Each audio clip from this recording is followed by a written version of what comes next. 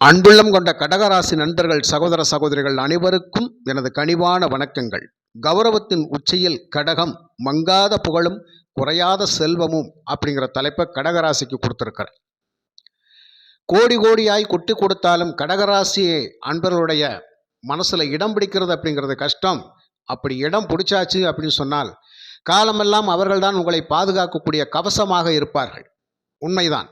1000 துன்பங்கள் வந்தாலும் கஷ்டங்கள் வந்தாலும் தன்னை நாடி வந்தவர்களுக்காக, தன் மீது அன்பு பாசம் கொண்டவர்களுக்காக தன்னுடைய உயிரையே தியாகம் செய்யக்கூடிய அளவுக்கு கடகராசி நண்பர்கள் துணிந்து விடுவார்கள். இதுதான் கடகராசியினுடைய வலிமை. ஏன் அப்படி சொல்கிறீங்க? கால சக்கரத்துக்கு 4வது வீடு தாய் வீடு. இந்த தாய் வீட்டின் அதிபதி யார்? சந்திரன். இந்த சந்திரன் உச்சமடையக்கூடிய வீடு ரிஷபராசி. ரிஷபராசி யாருடைய வீடு? சுக்கிரனுடைய வீடு. உண்மையிலேயே ஒரு தாய்க்கு தலைப்பிள்ளை பொம்பளை பிள்ளை பிறந்தா எப்படி இருக்கும்? இந்த இடத்துல கொஞ்சம் நினச்சி பார்ப்போம்.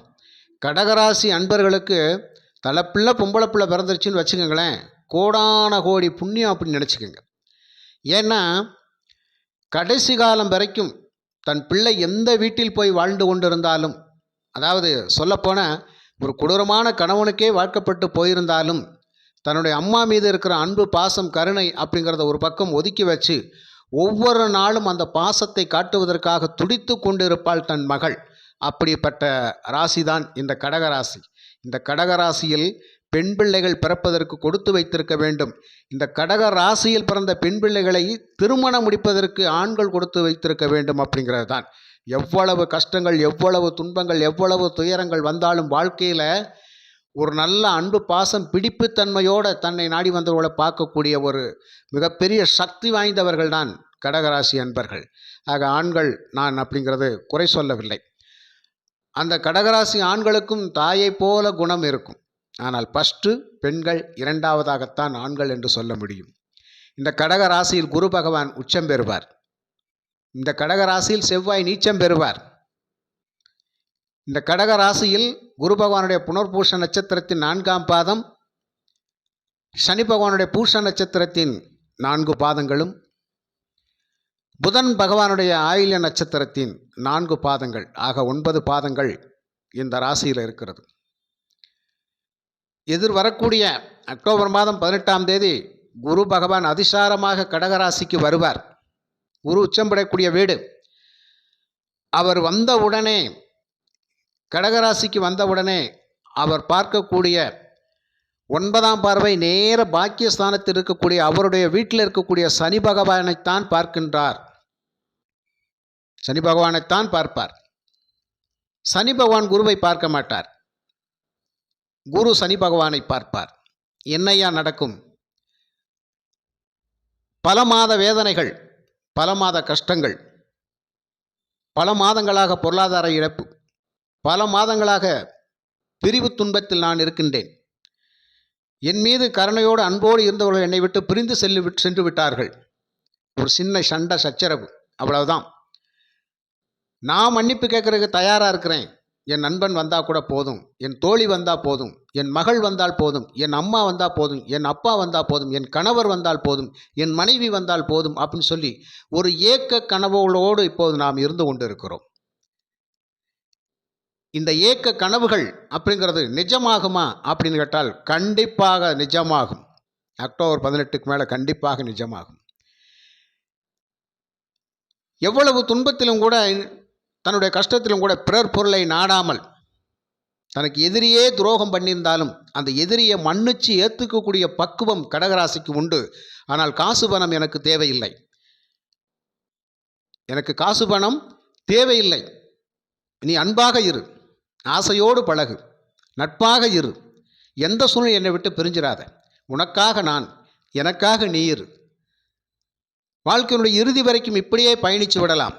கணவன் மனைவி அப்படி மனசுக்குள்ளே நினைக்கக்கூடிய அமைப்பு இந்த கடகராசிக்கு உண்டு. கடகராசி நண்பர்கள் அப்படித்தான் இருப்பீர்கள்.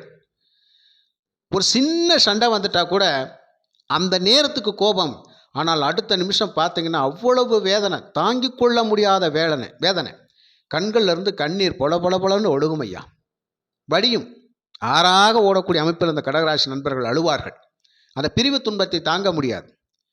பேசிட்டனே, இப்படி பேசிட்டனே, என் பிள்ளைய பேசிட்டனே, என் கணவரை பேசிட்டனே, என்னுடைய மனைவியை பேசிட்டனே, அப்பாவை பேசிட்டனே, அம்மாவை பேசிட்டனே, அந்த வேதனை இருக்கும். இந்த வேதனை இப்போது ஓடிக்கொண்டு இருக்கிறது. கடன் கொடுத்தவர்களோட வசைப்பாடுவார்கள். கடன் கொடுத்தவர்கள் வசைப்பாடக்கூடிய நேரம் இந்த நேரம். அந்த கடனை நான் அடைக்க வேண்டும், அவர்களுக்கு நான் நல்ல பிள்ளையாக நடக்க வேண்டும், இறைவா எனக்கு ஒரு பாக்கியத்தை கொடு அப்படின்னு சொல்லி இப்போ வேண்டிக்கிட்டு இருக்கிற நேரம்.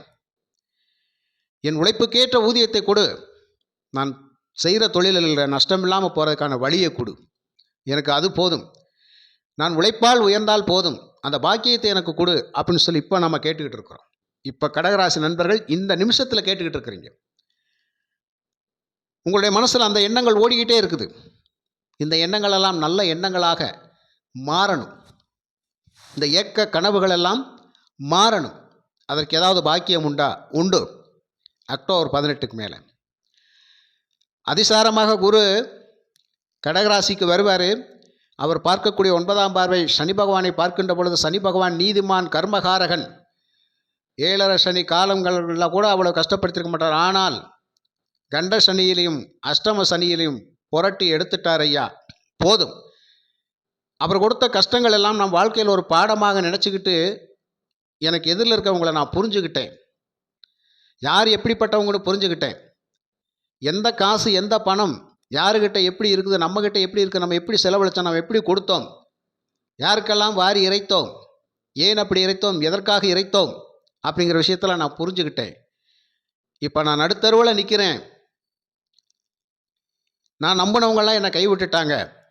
ஒரு கட்டத்தில் எனக்கு கண்டிப்பாக கை கொடுக்காட்டியும் கூட பரவாயில்ல, என்னுடைய நன்றி விசுவாசத்தை நினைச்சா போதும், அதுவே எனக்கு மிகப்பெரிய புண்ணியம் அப்படின்னு சொல்லி இருக்கக்கூடிய புண்ணிய ஸ்தானத்தில், அந்த தர்மஸ்தானத்தில் சனி பகவான் இருக்கிறார். அப்போது சனி பகவான் நீதிமான், கர்மகாரகன். நான் தவறு செய்தவில்லை, நன்மை செய்தேன். அந்த நன்மைகளை கண்மூடித்தனமாக செய்ததற்குத்தான் சனி பகவான் எனக்கு தண்டனை கொடுத்துட்டார் அப்படின்னு சொல்லி இப்போ நீங்கள் நினச்சிக்கிட்டு இருக்கிறீங்க. அதெல்லாம் கண்டிப்பாக மாறக்கூடிய அமைப்பில் அந்த சனி பகவானை குரு பகவான் பார்க்கின்ற பொழுது இங்கே தன செல்வங்கள் அப்படிங்கிறதும், பட்ட கஷ்டங்களுக்கு பலன் அப்படிங்கிறதும், பட்ட துயரங்களுக்கு பலன் அப்படிங்கிறதும் கண்டிப்பாக உங்களுக்கு கிடைக்கும். இந்த அக்டோபர் 18க்கு மேலே டிசம்பர் 5க்குள்ளே உங்களை விட்டு பிரிந்து சென்றவர்கள், உங்கள்கிட்ட காசு வாங்கிட்டு போனவங்க, உங்களை எதிரியாக நினச்சவங்க, உங்கள்கிட்ட சண்டை போட்டு போனவங்க கண்டிப்பாக திரும்பி வந்து ஒன்று கூடக்கூடிய அமைப்பில் நிச்சயமாக அந்த நாள் இருக்குது. கண்டிப்பாக சேருவாங்க. பிரிந்த கணவன் மனைவி ஒன்று சேரக்கூடிய நேரம் வந்துவிட்டது. பிரிந்த கணவன் மனைவி ஒன்று சேரக்கூடிய நேரம் வந்துவிட்டது. மனைவி மன்னிப்பு கேட்பாள், கணவன் மன்னிப்பு கேட்பார். அந்த காலம் நிச்சயமாக உண்டு. ஏன்று சொன்னால் இந்த கடகராசியில் ஆணாக இருந்தாலும் பெண்ணாக இருந்தாலும் ஒரு தாய்க்கு ஒப்பான மனதோடு தான் இருப்பீர்கள். கள்ளங்கபடமற்று இருக்கக்கூடிய அமைப்பு, கள்ளங்கபடமில்லாத உள்ளம் அப்படிங்கிறது தெளிந்த நீரோடையாக இருக்கக்கூடியது, எப்போதுமே துரிதமாக செயல்படக்கூடிய அமைப்பு, நல்ல புத்தி கூர்மை, நல்ல அறிவு கூர்மை, நல்ல செயல்திறன் எல்லாமே உண்டு. ஆனால் வாழ்க்கையில் சில நேரங்களில் நாம் உடன் இருப்பவர்களே நமக்கு எதிரியாக மாறுகின்ற பொழுதுதான் ரணவேதனைக்கு ஆளாக்கப்படுகின்றோம். உடன் இருப்பவர்களே துரோகம் செய்வதனால் தான் நாம் ரணவேதனைக்கு ஆளாக்கப்படுகின்றோம். அந்த வேதனைகளை மறக்க முடியாமல் தான் இப்போது கஷ்டப்பட்டு கொண்டிருக்கிறேன். அந்த கஷ்டகாலம் எனக்கு மாற வேண்டும், தீர வேண்டும், என் மீது மீண்டும் ஒரு அன்பு பாசத்தை கொண்டு வந்து சேருங்கள் அப்படிங்கிற ஒரு எதிர்பார்ப்பு அப்படிங்கிற கடகராசி நண்பர்களுக்கு இப்போது நடக்கக்கூடிய காலகட்டமாக இருக்கிறது. ஆக சனி பகவானை குரு பகவான் பார்க்கின்ற பொழுது நான் இதுவரைக்கும் கண்ணிருந்தும் குருடனாய் இருந்து விட்டேன், காதிருந்தும் செவிடனாய் வாழ்ந்து விட்டேன், கையிருந்து கைகால் இருந்தும் முடவனாய் வாழ்ந்து விட்டேன் அப்படின்னு நம்மளை நாமேவும் நினச்சி இப்போ தாண்டா நம்ம ஒரு தெளிவான மனநிலைக்கு நம்ம வந்திருக்கிறோம். அந்த தெளிவான மனநிலையை இந்த சனி பகவானும் குரு பகவானும் உங்களுக்கு கொடுத்து உங்களை ஒரு கௌரவத்தின் உச்சியில் வச்சு அழகு பார்க்க போகிறாங்க. இந்த மங்காத புகழை கொடுப்பார்கள், குறையாத செல்வத்தையும் கொடுப்பார்கள். அந்த நாட்கள் வெகு தொலைவில் இல்லை, அருகாமையில் தான் இருக்கின்றது. மனசை தேற்றிக் கொள்ளலாம். பல விஷயங்கள், நல்ல விஷயங்கள் நடைபெறுவதற்காக இருக்கின்றது. நீங்கள் என்னென்னவெல்லாம் நினைத்து கனவு கண்டீர்களோ, என்னென்ன காரியங்களெல்லாம் நடக்க வேண்டும் என்று எதிர்பார்த்திருந்தீங்களோ, என்ன குறைகளெல்லாம் நீங்க வேண்டும் என்று நீங்கள் நினைத்து கொண்டிருந்தீர்களோ, நீங்கள் ஏறாத மலை இல்லை, போகாத கோயில் இல்லை, வேண்டாத தெய்வம் இல்லை அப்படிங்கிற மாதிரி இதெல்லாம் செஞ்சும் ஒரு புண்ணிய காலம் நமக்கு எப்போது வரும் என்று காத்துக்கிட்டு இருந்த உங்களுக்கு அந்த புண்ணிய காலத்தை குரு பகவானும் சனி பகவானும் கொடுத்து விட்டார்கள். அதனால் ரொம்ப ரொம்ப மகிழ்ச்சியான தருணங்கள் கடகராசி நண்பர்களே. கடகராசி நண்பர்களுக்கும் மகிழ்ச்சியான தருணங்கள். உங்களுடைய ஆசைகள், எண்ணங்கள், தேவைகள் அத்தனையும் பூர்த்தியாகக்கூடிய அமைப்பில் இங்கே குரு பகவான் உங்கள் ராசியில் அதிசாரமாக உச்சம் பெற்று அமர்ந்து அவர் பார்க்கக்கூடிய 5ஆம் பார்வை உங்களுடைய ராசிக்கு 5ஆம் வீடான செவ்வாயின் வீட்டை பார்ப்பதும், உங்கள் ராசிக்கு 7ஆம் பார்வையாக சனி பகவானுடைய மகர ராசியை பார்ப்பதும் அப்படிங்கிறது மிகப்பெரிய புண்ணியம் ஐயா. அப்போ 5, 7, 9 மிகப்பெரிய வலுவடைகின்ற நிலை. 5ஆம் இடம் மகிழ்ச்சி, சந்தோஷம், மனசில் இந்த கவலைகள் மாறப்போகுது. நாம் என்ன நினைச்சோமோ அது நடக்க போகுதுன்னு அர்த்தம். அதான் 5ஆம் இடத்தை குரு பார்த்தால் ஒரு கோடி புண்ணியம் உண்டு. நான் அதிர்ஷ்டத்தின் பிடியில் கடகராசி அப்படிங்கிற ஒரு விஷயத்தை நான் கொடுத்திருந்தேன். அதிர்ஷ்டத்தின் பிடியில் கடகராசி இருக்கின்றது அப்படிங்கிறத கண்டிப்பாக நம்ம சொல்லிக்கலாம். அதில் எந்த ஒரு மாற்று கருத்தும் இல்லை. அவர் அதிசாரமாக இருந்து கொண்டு 7ஆம் பார்வையாக சனி பகவானுடைய வீட்டை பார்த்து பிரிந்தவர்களை ஒன்று சேர்ப்பார். கண்டிப்பாக நிறைய நண்பர்களுக்கு அது ஒரு நல்ல விஷயமாக இருக்கும். கொடுக்கல் வாங்கல் சிறப்பாக இருக்கும், பணப்பரிவர்த்தனைகள் சிறப்பாக இருக்கும், கொடுத்த பணம் கைக்கு வரக்கூடிய அமைப்பு. அதான் சொல்லிட்டேனே, யாரும் பகையில்லை. அவர் பாக்கியஸ்தானத்தை பார்த்து சனி பகவானை தன் பார்ப்பது மட்டுமல்லாமல் தன் வீட்டை தானே பார்ப்பது அப்படிங்கிறது ரொம்ப ரொம்ப சிறப்பு. ஆன்மீக பயணங்கள், இறை வழிபாடு, பக்தி மார்க்கம், ஞான மார்க்கம் அப்படிங்கிறது கடகராசிக்கு ரொம்ப பக்கபலமாக இருக்குது. அதனால் நீங்கள் இந்த நேரத்தில் பக்தி அப்படிங்கிற ஒரு விஷயத்தை ஆயுதமாக எடுத்துக்கொண்டு கடவுளை தரிசனம் செய்கின்ற பொழுது நிச்சயமாக உங்களை வெற்றியின் உச்சத்தில் தான் கொண்டு போய் அது நிறுத்தும் நண்பர்களே. அதனால் இந்த கடகராசி நண்பர்களுக்கு கண்டிப்பாக நீங்கள் கௌரவத்தின் உச்சியில் இருக்கத்தான் போகின்றீர்கள். மங்காத புகழும் குறையாத செல்வமும் இந்த குரு பகவானும் சனி பகவானும் கொடுப்பதற்கு காத்து கொண்டிருக்கிறார்கள்.